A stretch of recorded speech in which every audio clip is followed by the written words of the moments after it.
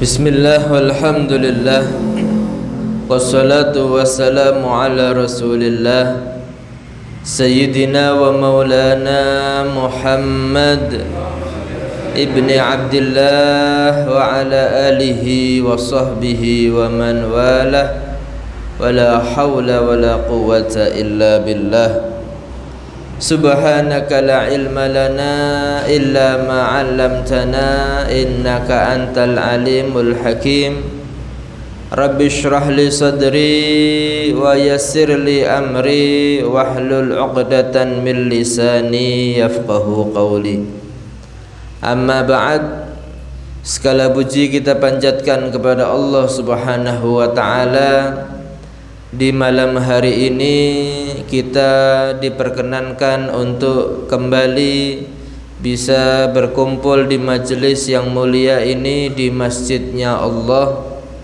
dalam keadaan mencari ilmunya Allah dalam kajian kitab Sabilul Iddikar wal I'tibar karya Al-Habib Abdullah bin Alawi Al-Haddad yang ketika bulan Ramadan kemarin kajian kita liburkan untuk mengisi bulan suci Ramadan dengan berbagai ibadah dan di malam hari ini mulai kembali kajian kita, semoga akan terus istiqomah sehingga kita mendapatkan berkah dan manfaat daripada ilmu yang kita pelajari.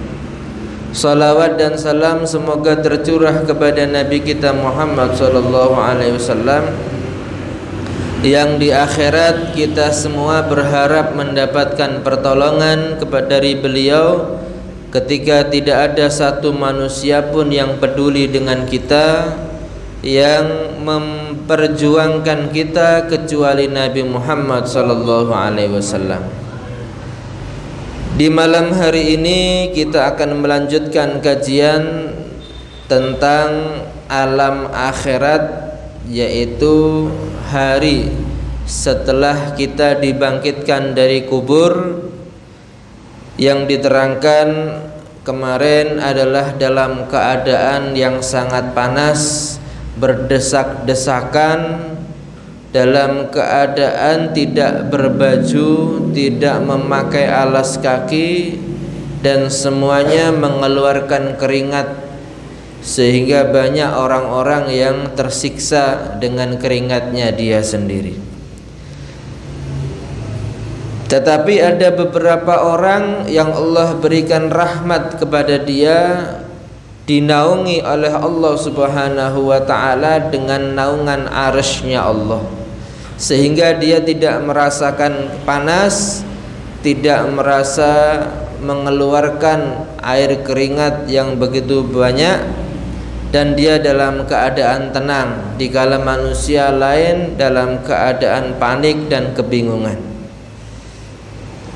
Kita lanjutkan kajian malam hari ini sampai kalimat hadis Rasulullah sallallahu alaihi wasallam, wa qala sallallahu alaihi wa alihi wa sahbihi wasallam, dan bersabda Rasulullah sallallahu alaihi wa alihi wa sahbihi wasallam, man andara mu'siran aw wada'a lahu adhallahu Allahu fi dhillih. Siapa orang yang memberikan tempo jangka waktu pembayaran hutang bagi orang yang kesulitan di dalam membayar hutang, atau bahkan dia membebaskan hutang orang tersebut, maka adhallahullahu fi dhillih, Allah akan memberikan dia naungan dengan naungan Allah Subhanahu wa ta'ala.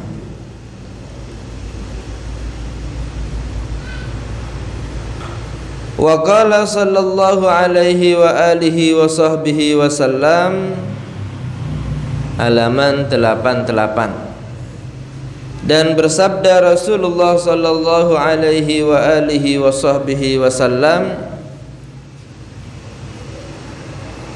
Man sarrahu an yundara ila yaumil qiyamati falyaqra idza syamsu kuwirat wa idza samaa'un fadarat wa idza samaa'un syaqqat. Siapa orang yang ingin untuk dipandang oleh Allah dengan pandangan kasih sayang, mendapatkan rahmat dari Allah Subhanahu wa taala pada hari kiamat, hendaknya dia rutin membaca surat At-Takwir, idza syamsu kuwirat, atau juga surat Al-Infitar, idza samaa'un fatarat, dan juga surat Al-Insyiqaq, idza samaa'un syaqqat. Ini surat-surat yang menjelaskan bagaimana keadaan ketika terjadinya hari kiamat. Apabila langit itu runtuh, apabila langit itu pecah sehingga matahari akan sangat dekat dengan manusia. Nah, surat-surat semacam ini jika kita merenung di dalamnya akan membuat kita ingat kematian.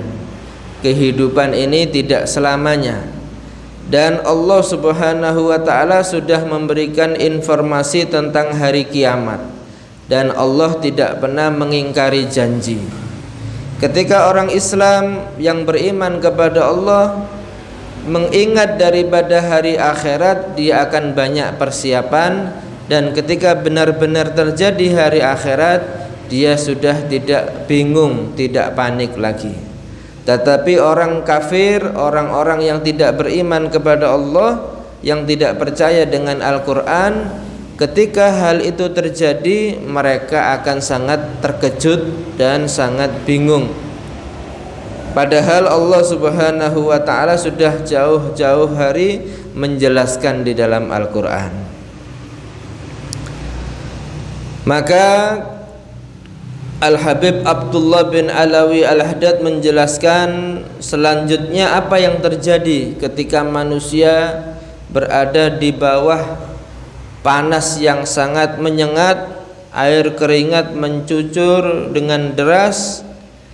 Fa idza qala al-wuqufu ala ahli al-mauqif, ketika sudah dirasakan sangat panjang berdiri di padang mahsyar bagi orang-orang yang berada di padang mahsyar, wa azumal karbu alaihim, dan sangat besar kesulitan yang dihadapi orang-orang di padang mahsyar, tasyawaru fi ma bainahum, maka para penghuni padang mahsyar ini saling bermusyawarah, saling berbincang-bincang antara mereka semua.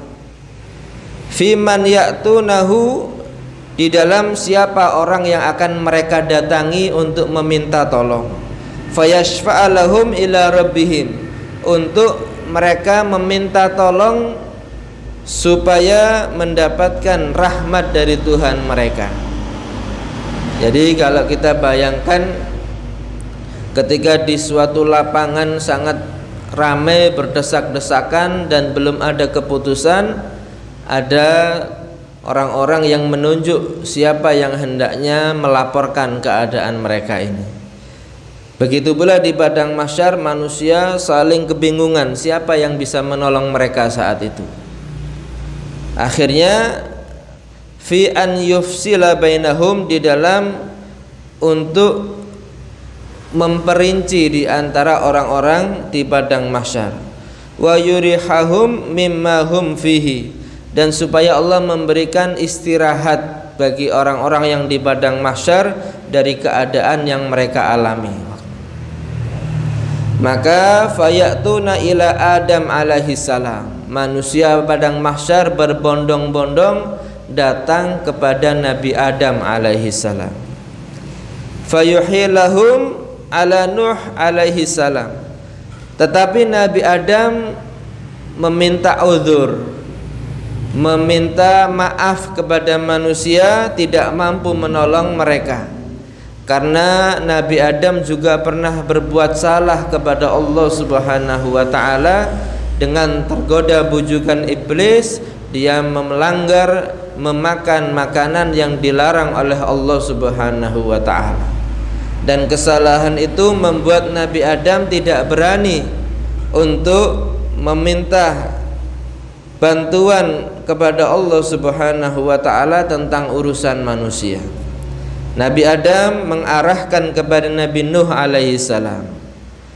Tetapi sama Nabi Nuh alaihi salam tidak mampu memberikan pertolongan, karena Nabi Nuh merasa pernah bersalah mendoakan manusia di bumi ini mendapatkan banjir yang menenggelamkan seluruh manusia. Sehingga Nabi Nuh wa yuhiluhum Nuh ala Ibrahim alaihi salam. Nabi Nuh mengarahkan manusia kepada Nabi Ibrahim alaihi salam. Nabi Ibrahim sama belum mampu untuk meminta bantuan Allah tentang urusan manusia. Fayuhilhum Ibrahim ala Musa alaihi salam. Nabi Ibrahim mengarahkan manusia meminta tolong kepada Nabi Musa alaihi salam. Nabi Musa juga tidak mampu untuk memberikan pertolongan kepada manusia karena juga pernah berbuat salah. Nabi Musa pernah memukul manusia sampai meninggal dunia. Wa yuhiluhum Musa ala Isa alaihi salam. Dan Nabi Musa mengarahkan manusia, mengarahkan untuk meminta tolong kepada Nabi Isa alaihi salam. Yang disebut Isa adalah Ruhullah. Tetapi Nabi Isa juga tidak mampu memberikan pertolongan, karena selepas Nabi Isa diangkat oleh Allah ke langit, banyak manusia yang menyembah, menuhankan Nabi Isa alaihissalam yang disebut dengan Yesus. Sehingga dengan hal itu Nabi Isa merasa bersalah, meskipun tidak secara langsung dia telah menjadi orang yang disembah selain Allah Subhanahu wa ta'ala. Fayuhilhum Isa ala Muhammad sallallahu alaihi wa alihi wa sahbihi wasallam. Maka mengarahkan Nabi Isa alaihissalam kepada Nabi Muhammad sallallahu alaihi wasallam yang disebut Sayyidul Mursalin, Sayyidul Anbiya'i wal Mursalin, pemimpin para nabi dan para rasul. Disitulah tampak kesempurnaan Nabi Muhammad sallallahu alaihi wasallam dibandingkan seluruh manusia, bahkan para nabi-nabinya Allah Subhanahu wa ta'ala. Nabi Muhammad pernah ditawarkan oleh Allah doa yang mustajabah, sebagaimana di dalam Al-Quran surat Ad-Duha, wala saufa yu'tika rabbuka fatarda, wala saufa, dan benar-benar kelak di akhirat, yu'tika, akan memberikan kepada kamu wahai Nabi Muhammad, rabbuka, Tuhanmu yaitu Allah, fatarda, sampai kamu menjadi ridho dan puas. Tawaran oleh Allah Subhanahu wa ta'ala ini tidak disia-siakan oleh Nabi Muhammad sallallahu alaihi wasallam. Langsung Nabi Muhammad menjawab bahwa yang diinginkan, yang dia ridhai bukan kesenangan pribadi atau keluarganya, tapi Nabi menjawab, idzan la arda wa wahidun min ummati finnar. Jika begitu wahai Allah, Engkau berikan tawaran yang membuat aku ridho, aku tidak pernah ridho sehingga ada satu umatku yang masih masuk neraka Allah Subhanahu wa ta'ala. Sehingga Allah Subhanahu wa ta'ala memberikan hak syafaatul kubra kepada Nabi Muhammad sallallahu alaihi wasallam. Fayaqulu salawatullahi wa salamuhu alaih, maka menjawab Nabi kita Muhammad sallallahu alaihi wasallam, ana laha, ana laha, ana laha. Saya yang akan menolong kepada seluruh manusia. Ana laha, saya yang akan memberikan syafaat kepada kepada seluruh manusia, khususnya kepada umat Nabi Muhammad sallallahu alaihi wasallam.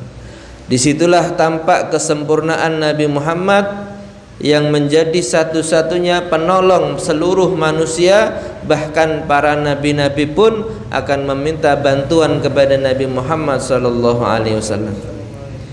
Fayadhhabu ila rabbih, maka Nabi Muhammad sallallahu alaihi wasallam menghadap kepada Tuhannya Allah Subhanahu wa taala. Thumma yasjudu lahu, kemudian Nabi sujud di hadapan Allah Subhanahu wa taala. Wa yahmaduhu, dan Nabi memuji kepada Allah Subhanahu wa taala. Ini dilakukan sangat lama, sujud di hadapan Allah, memuji dengan pujian yang belum pernah dilakukan oleh makhluk sebelum Nabi Muhammad sallallahu alaihi wasallam. Ini diceritakan di bab syafaat di kitab Imam Ghazali, yaitu Ihya Ulumuddin. Begitu panjang sujud Rasulullah sallallahu alaihi wasallam sampai Allah sendiri merasa kasihan dengan Nabi, merasa iba dengan perjuangan Nabi Muhammad sallallahu alaihi wasallam terhadap seluruh umatnya.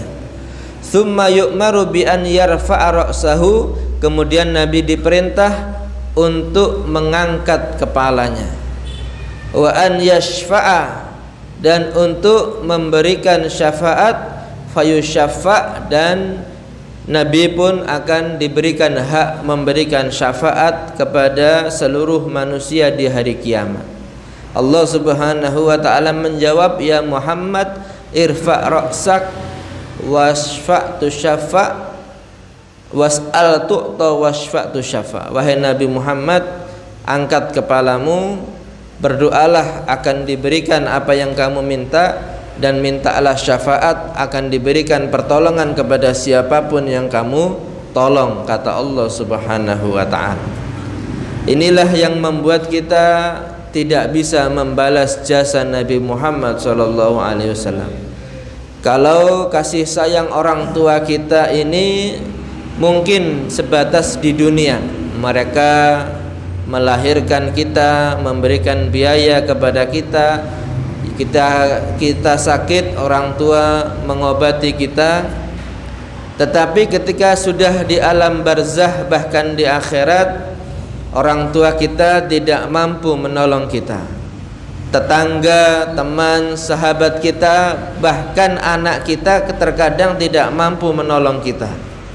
Yang mampu adalah Nabi Muhammad SAW.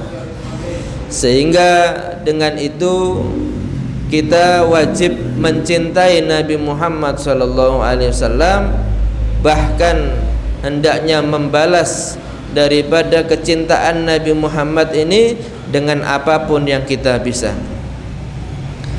Nabi kita menyatakan, la yu'minu ahadukum hatta akuna ahabba ilaihi min nafsihi wa waladihi wa walidihi wan nasi ajmain, atau kama qala Rasulullah sallallahu alaihi wasallam.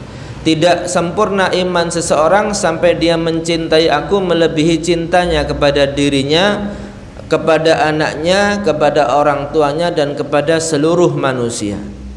Karena apa? Memang di akhirat tidak ada yang mampu menolong kita, keluarga kita, anak kita, orang tua kita, kecuali hanya Nabi Muhammad SAW. Oleh karenanya, apapun yang kita lakukan untuk membela Nabi Muhammad, mengorbankan harta, mengorbankan tenaga, bahkan nyawa, itu masih belum sebanding dengan perjuangan Nabi Muhammad yang mengentaskan kita dari neraka masuk ke surga Allah Subhanahu wa ta'ala. Wal ahaditsu fi dzalika katsiratun. Hadis-hadis di dalam hal ini tentang syafaat, tentang hari kiamat itu banyak sekali. Sahihatun, semuanya hadis sahih. Masyhuratun, dan sudah terkenal di mana-mana, sehingga tidak layak orang Islam masih meragukan tentang syafaat Nabi Muhammad SAW. Wa yuqalu, dan dikatakan, inna dzalika huwal maqamul mahmud.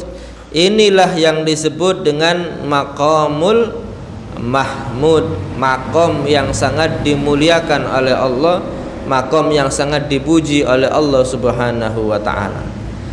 Kalau kita berdoa setelah Adzan, Allahumma rabb hadhihi da'watit tammah wassalatil qa'imah ati sayyidana Muhammadan al-abdas sadiqa Muhammadanil wasilata wal fadilah wab'athu maqaman mahmudan alladzi wa'attah innaka la tukhliful mi'ad. Ya Allah, berikan kepada Nabi Muhammad itu al-wasilah. Wasilah adalah keadaan yang tertinggi di surga. Wab'athu maqaman mahmuda, dan bangkitkan bagi Nabi Muhammad sebagai maqam mahmuda. Apa maqam mahmud itu? Adalah orang yang bisa memberikan syafaat kepada seluruh manusia di hari kiamat. Tidak ada kecuali kepada Nabi Muhammad sallallahu alaihi wasallam. Alladzi yaghbiduhu fihi al-awwalun wal akhirun, yang mana membuat iri hati dengan maqamul mahmud ini orang-orang yang terdahulu dan orang-orang yang akan datang. Karena tidak ada maqam ini diberikan, kedudukan ini, pangkat ini kecuali hanya kepada Nabi Muhammad sallallahu alaihi wasallam. Sehingga para nabi-nabinya Allah merasa kagum dengan kemuliaan Nabi Muhammad sallallahu alaihi wasallam. Qala ta'ala, hal ini berdasarkan daripada firman Allah Ta'ala, asa ayyab'atsaka rabbuka maqaman mahmudah. Asa, semoga, an yab'atsaka, Allah membangkitkan kamu, rabbuka, Tuhanmu wahai Nabi Muhammad, maqaman mahmudah, dalam keadaan mendapatkan kedudukan yang sangat terpuji. Ya, kaf khitab di sini di dalam Al-Qur'an itu hanya kepada Nabi Muhammad sallallahu alaihi wasallam. Semoga yang dimaksudkan oleh Allah itu bukan harapan tapi kepastian dari Allah Subhanahu wa taala. Di samping syafaat Nabi Muhammad sallallahu alaihi wasallam yang merata kepada umatnya, ada juga beberapa orang yang bisa memberikan syafaat pertolongan di hari kiamat. Ada banyak hadis menerangkan jika seorang ulama itu bisa memberikan syafaat kepada santri-santrinya, murid-muridnya. Bahkan seorang yang mendapatkan ridho dari Allah itu bisa memberikan syafaat kepada keluarganya sejumlah 70.000 orang, ada yang 70 orang, sesuai dengan pangkat yang diberikan oleh Allah Subhanahu wa ta'ala. Seperti jika pangkat di dalam ketentaraan ada jenderal, ada yang di bawahnya, ada yang kolonel, letkol, sersan. Nah, setiap tingkatan yang lebih tinggi bisa memberikan pertolongan yang lebih banyak daripada tingkatan yang lebih rendah. Tetapi ada juga yang secara umum diberikan hak memberikan syafaat. Termasuk di sini adalah anak-anak orang Islam yang mati sebelum baligh. Ini bisa memberikan syafaat kepada orang tuanya. Wa balaghana, dan telah sampai keterangan hadis kepada kita, anna atfalal muslimin, sesungguhnya anak-anak orang Islam, alladzina matu qabla an yablughul huluma, yang mereka itu mati sebelum mencapai usia baligh. Mati sebelum usia baligh ini dijamin tidak akan masuk neraka, karena belum ada catatan pahala ataupun dosa. Bahkan dia akan memberikan syafaat kepada orang tuanya sebagai ganti kesedihan orang tua ditinggal mati anaknya yang belum baligh. Itu yu'dzanu lahum, diberi izin kepada mereka, an yasqu aba'ahum, mereka memberi minum orang-orang tua mereka di padang mahsyar. Ketika tidak ada minuman di situ, anak-anak orang Islam yang mati sebelum baligh ini diberi izin oleh Allah memberikan minum kepada orang-orang tuanya, kepada ayah ibunya. Fayatakhallalunal jam'a, mereka menyelinap di sela-sela orang-orang di padang mahsyar li talabi abaihim, untuk mencari ayah-ayah dan ibu-ibu mereka. Jadi kalau ada orang tua Islam yang ditinggal mati oleh anaknya, hendaknya jangan terlalu bersedih, karena mereka itu justru yang akan membantu orang tuanya di akhirat. Ketika orang tuanya di padang mahsyar kehausan, anak-anak ini yang akan memberikan minum kepada mereka. Liyasqauhum, supaya memberikan minum anak-anak tersebut kepada orang-orang tuanya. Wa bin nasi minal atsyi ma la mazida alaih, dan keadaan manusia daripada rasa haus tidak ada tambahan lagi, artinya sudah pada puncak kehausan manusia di padang mahsyar. Nah, makanya kalau kita mendoakan orang anak kecil yang meninggal dunia, waj'alhu faratan li abawaihi, jadikan anak ini pembela, penolong orang tuanya nanti di padang mahsyar. Hatta, sehingga diceritakan anna ba'das sholihin, sebagian orang-orang yang soleh, para ulama, kana qad azima ala tarkiz zawaj, ada orang yang berniat tidak mau menikah, karena menikah itu bagi orang ahli ibadah termasuk hal yang mengganggu.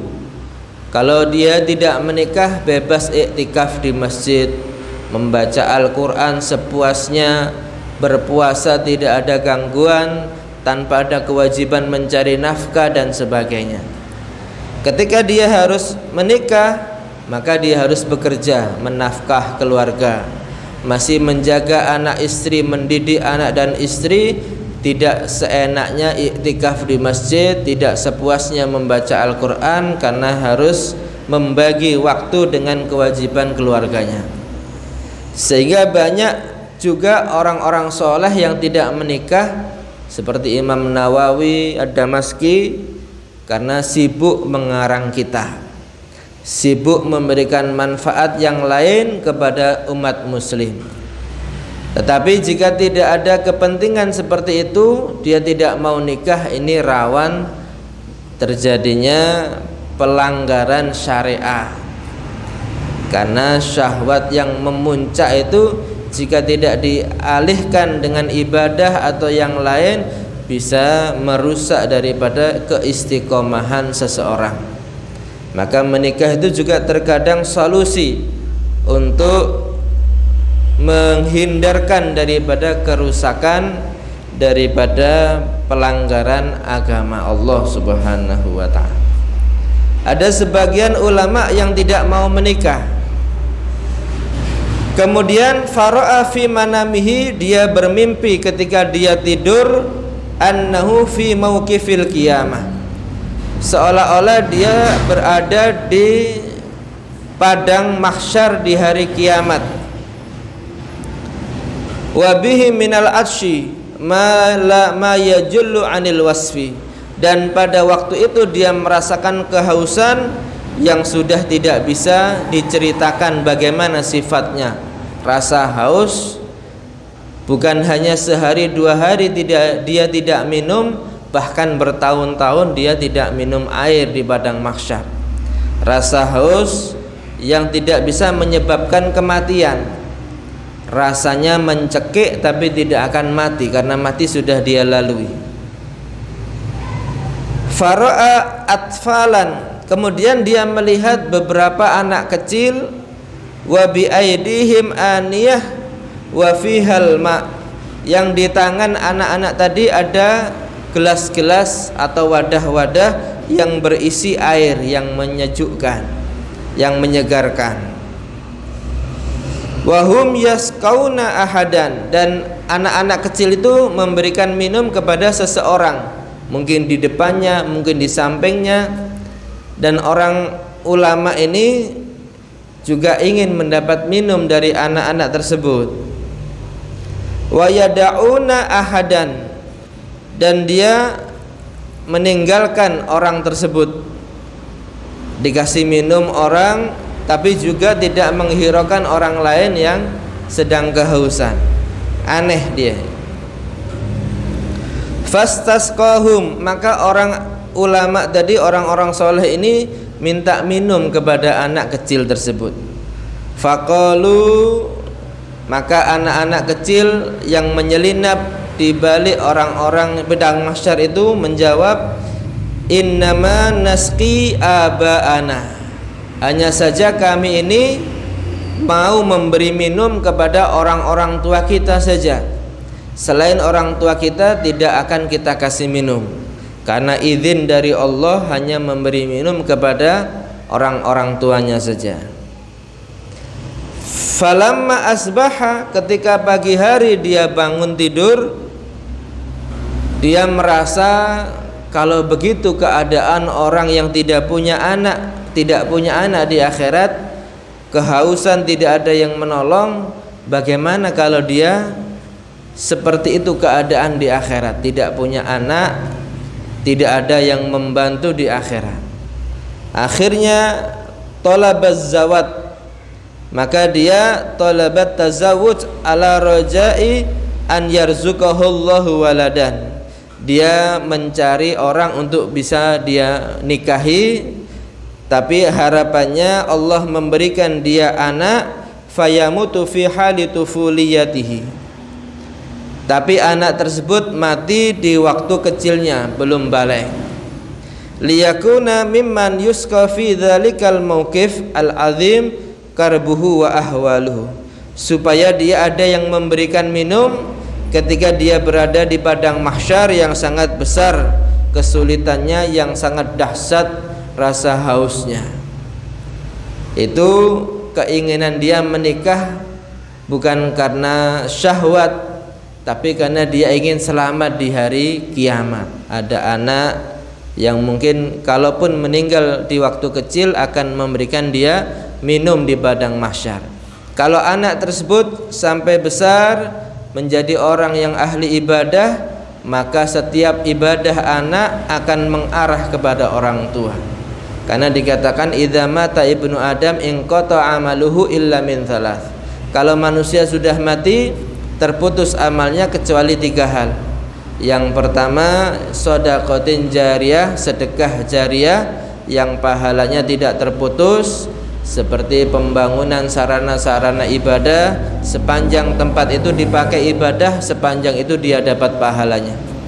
Yang kedua adalah anak-anak yang soleh yang mendoakan kepada orang tua, waladin soleh yad'u lahu. Setiap anak ini beribadah mendoakan orang tuanya, setiap itu pula orang tua mendapatkan kiriman pahala.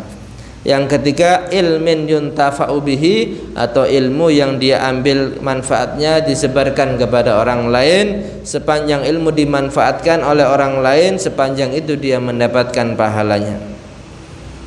Itulah keutamaan menikah, salah satunya mendapatkan anak yang akan mendoakan orang tuanya, ataupun anak yang meninggal sebelum masa balik akan menolong kepada orang tuanya di padang mahsyar. Nas'alullahal lutfa wal afiyah bifadlihi amin. Kita mohon kepada Allah kelembutan Allah dan keselamatan dari Allah dengan kemurahan Allah, amin ya rabbal alamin. Wa yastaddul karbu, kemudian keadaan akhirat ini semakin lama bukan semakin ringan, tapi semakin lama semakin sulit.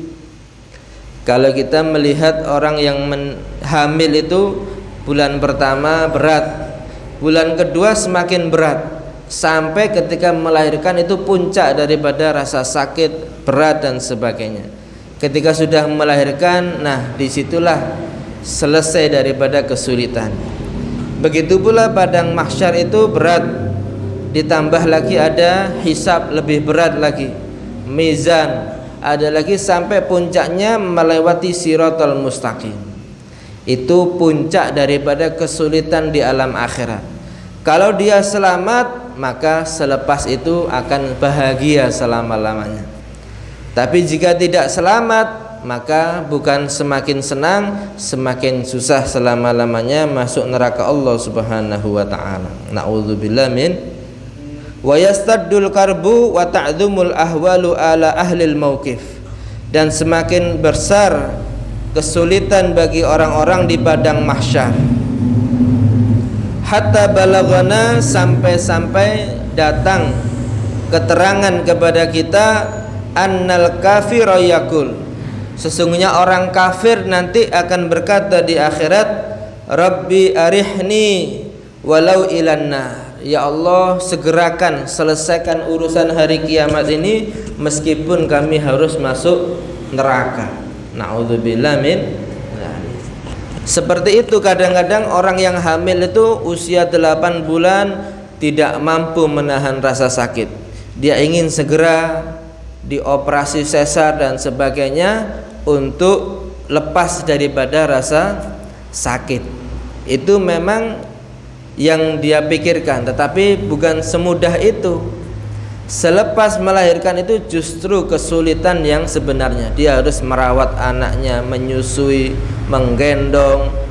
Bahkan itu bukan 9 bulan, bisa sampai usia balita. Kesulitan itu akan semakin berat. Seperti itulah orang kafir membayangkan, kalau padang mahsyar sudah begini berat, kita sudah menyerah. Meskipun kita harus masuk neraka, segerakan dah, daripada kita berlama-lama di padang mahsyar. Fa idza syufi'a Rasulullah sallallahu alaihi wasallam, ketika sudah diberikan syafaat Rasulullah sallallahu alaihi wasallam, hak memberikan syafaat ila rabbih, kepada Tuhannya, fi an yufassila baina ibadihi, untuk memisahkan antara hamba-hamba Allah subhanahu wa ta'ala. Golongan yang akan masuk surga di sebelah kanan dipisah oleh Rasulullah, golongan yang akan masuk neraka di sebelah kiri dipisah. Wa yurihuhum mimma hum fihi, dan memberikan istirahat, kesenangan bagi orang-orang yang memang akan berada di sebelah kanan. Amarallahul malaikata, Allah memerintahkan kepada satu malaikat, alladzina hum hamalatul arsyil azim, yang malaikat ini tugasnya membawa atau memikul arsy-Nya Allah yang agung. Wa yahmiluna arsyar rahman ilal mauqif, mereka para malaikat Allah ini membawa arsy-Nya Allah ke padang mahsyar. Wa yuja'u bil jannah, dan didatangkan ke surga Allah subhanahu wa ta'ala. Wa tuj'ala an yaminil arsh, surga tadi didatangkan, ditaruh di sebelah kanannya arsh. Jadi misalkan ini arsh, ibaratnya saja di sebelah kanan itu adalah surga Allah subhanahu wa ta'ala.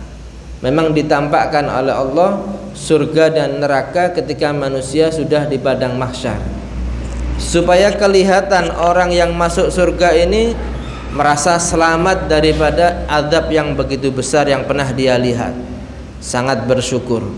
Dan orang yang masuk neraka merasa sangat menyesal tidak bisa merasakan nikmat yang sudah diperlihatkan oleh Allah subhanahu wa ta'ala. Fayu'maru binnar, maka diperintahkan untuk masuk ke neraka. A'adzanallahu minha, semoga Allah melindungi kita daripada neraka.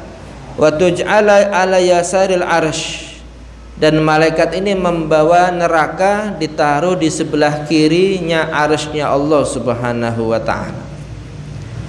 Wa tu'radul khalaiqu 'ala Allah ta'ala lil hisab, kemudian makhluk semuanya ini digiring menuju Allah untuk proses hisab yang akan kita terangkan di pertemuan selanjutnya. Padang mahsyar itu begitu dahsyat, panas dan keringat yang begitu deras.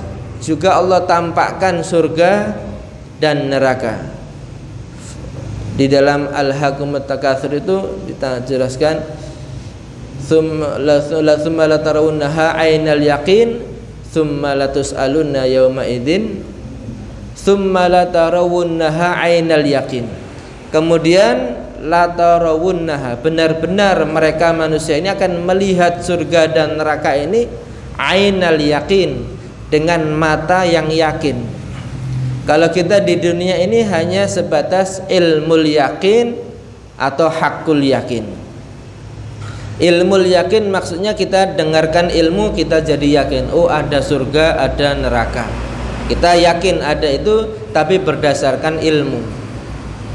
Ada nanti di akhirat itu ainul yakin, memang tampak surga, tampak neraka. Kita melihat benar-benar ainul yakin dengan pandangan. Setelah melewati proses hisab, mizan dan sirat, nah kita masuk surga. Akhirnya kita benar-benar hakul yakin, nyata keyakinan kita itu karena sudah berada di surga, benar-benar seperti itu, hakul yakin. Nggak mungkin kita meragukan lagi surga karena kita berada di surga. Atau orang-orang kafir akan hakul yakin dengan adanya neraka karena mereka benar-benar masuk neraka. Sehingga di dunia ini banyak orang yang ingkar adanya surga, adanya neraka. Memang mereka belum melewati masa ainul yakin sampai hakul yakin. Di dunia ini sebatas ilmul yakin, ilmu yang didapatkan itu diyakini apa tidak. Nah, seperti kita sebelum menikah dulu. Sebelum menikah dikatakan, oh menikah itu Masya Allah akan banyak yang bantu, ada yang masak, ada yang memijiti kalau kita capek dan sebagainya. Ya benar itu, kita tahu dengan ilmu pengetahuan kita jadi yakin. Nah, ketika menjelang akad nikah, kita akan ditampakkan oleh calon mertua kita anak perempuan yang akan kita nikahi, yaitu dengan proses namanya ta'aruf, melihat calon perempuan. Nah, ainul yakin, wah ini perempuan yang akan jadi istri saya nih. Kenapa? Saya sudah melihat secara mata saya. Kalau sudah akad nikah, qabiltu nikahaha bil mahril madhkur, sudah bisa dikatakan hakul yakin, bisa digandeng, bisa dipegang, bisa macam-macam.